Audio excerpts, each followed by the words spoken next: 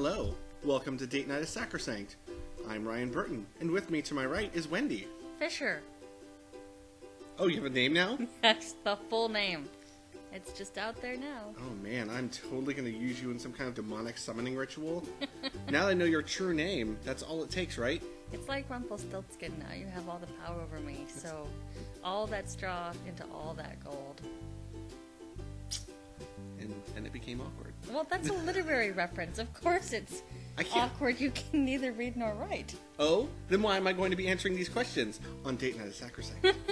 You are the expert. And this is Date Night at Sacrosanct, which is a 10-minute long thing that we do during which Ryan, That's me. the expert, answers 3 questions. Do you like how my face got framed there? Yeah, I'm so Vanna. Yeah. So, Vanna, Yeah? what are my questions today? All right. So Ryan is going to get about 3 minutes to answer each question. Give or take. Give, take. And here is the first one. Are you prepared? I am as prepared as I can be. What are 3 essential strategies and /or tactics for the novice spy? Oh, well, obviously the first thing you want to do is not have any distinguishing features whatsoever. You want to be as plain and boring and as just completely completely No, I have a nondescript. birthmark. There is a birthmark on me. Really? It's on my leg. It changes color. This is actually the truth. Really? You're just gonna let the audience think about that? Yeah, it's on my thigh. It's in the shape of a unicorn riding a lawn tractor into combat. He's even got a hat on over the horn. It's really weird. Unicorn riding a lawn tractor Into combat with the hat. What is it? It's Like a top hat. It's not like a 10-gallon hat. So to be a spy, you do not need a birthmark that is the shape of a unicorn riding a lawnmower or lawn tractor with a hat riding into battle. You don't need that. Ergo, I am not a spy. You say. But you do need to be nondescript. That is number 1. Mm-hmm. So I could theoretically do it if my eyes were uglier or if my soul were more crushed. You're very tall, though. Yeah, that's fine. That's not so big a deal. You're very tall. It's noticeable. But people give tall people lots of information they shouldn't. Such as, yes, I live here. Here's my phone number.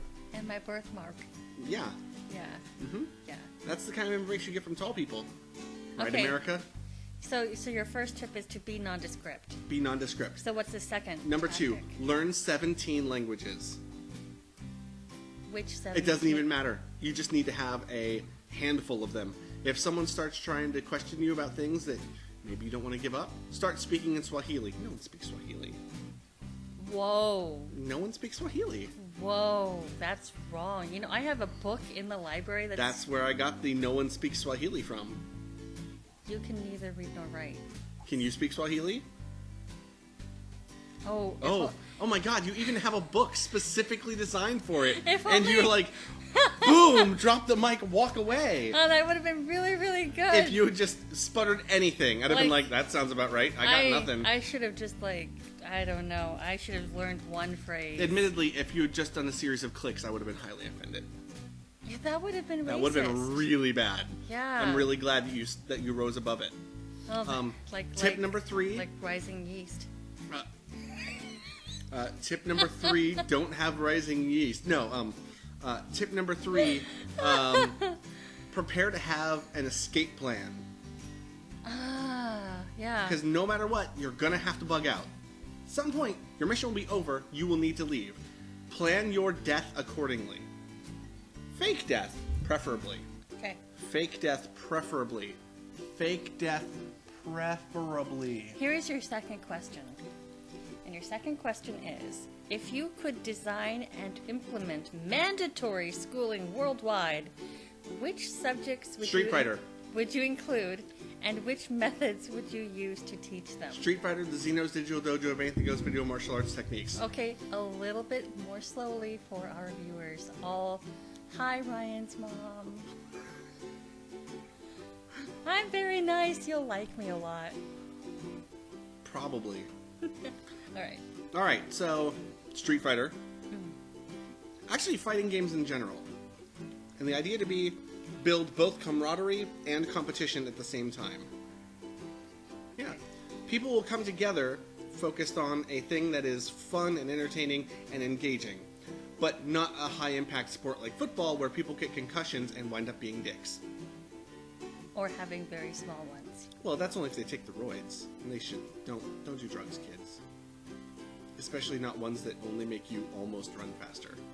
Unless it's run faster to the bathroom, in which case then take all of those drugs to run faster to the bathroom. Okay.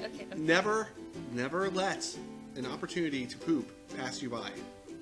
I'm so glad we're having this conversation. Pooping is important, guys. For one, feel enlightened. Okay, so you would teach Street Fighter. Fighting games. Fighting games. All right. The methodology, however, would have to be one done in communities. And the idea being that you would cordon off sections of children in their own little groups of, like, maybe 10 to 15. Have them fight amongst themselves, and every, I'd say, quarter... It's like Hunger Games. Well, except no one dies. In real life. Okay, very few fatalities. Unless they're in Mortal Kombat, and then there's lots of fatalities. Oh, God. But not, like, legitimately real, like, I'm hatcheting you with a hatchet to hatchet you to hatchet. Okay. Hatchet Town. Okay. Once they get their group scoring set up, I'm clearly the best of our group of 15 or 20 kids. Every quarter or so... You hope. I hope. Every quarter or so, you have them come together. You put your number 1 seeds in a tournament. You put your number 2 seeds in a different tournament. Number 3 seeds in a different tournament. And then, based on that scoring, switch everything up like a draft system. So, top-ranked guy of top-ranked school, top-ranked class, chooses where he goes. Second place goes second, third, and just divvy them out so that they can pass the information to the other people and just, like, it's a whirlpool of community. That was not a bullshit answer. No, it's brilliant. That's really good. It's a whirlpool of community. All right. And then, oh my god, then when I adopt that little 7-year-old Asian girl, and I teach her to be the greatest Street Fighter ever, she'll make me so proud. It's good to have dreams, but we're running out of time. Are we? So, yes, because we are punctual. We stick to our structure. We have a format.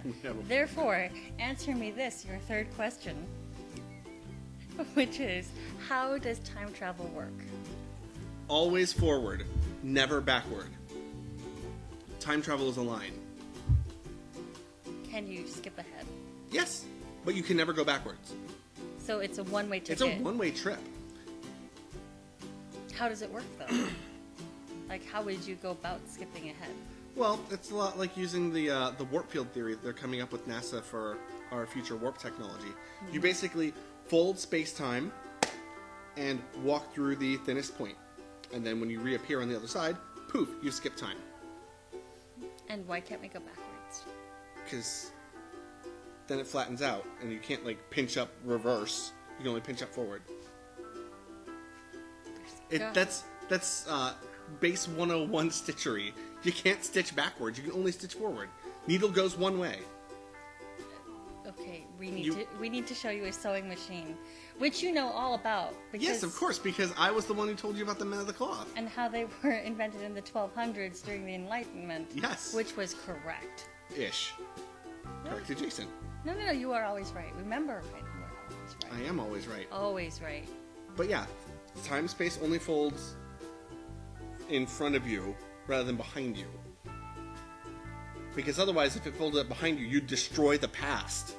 Do you really want to risk destroying the past? Look, dinosaurs had a good run, and I suspect time travel is what actually ended dinosaurs. Because some ass, magic scientist man, thought, oh, if I go back in time to see the dinosaurs, it'll be fucking great. No, you fuck dinosaurs for all of us, you ass. You're the meteor. You're the goddamn meteor. I fucking hate you. Dinosaurs were awesome. He is more correctly referred to as Dr. Magic Science Man. Doctor. Oh, really? Do you believe he went through 6 years of medical school to become Dr. Magical Science Man? And on that night, that leads perfectly to our outro, which is that Ryan is sleeping on the couch. Ryan is sleeping on the couch tonight. No. And I'm never wrong. Which is why I'm not sleeping on the couch.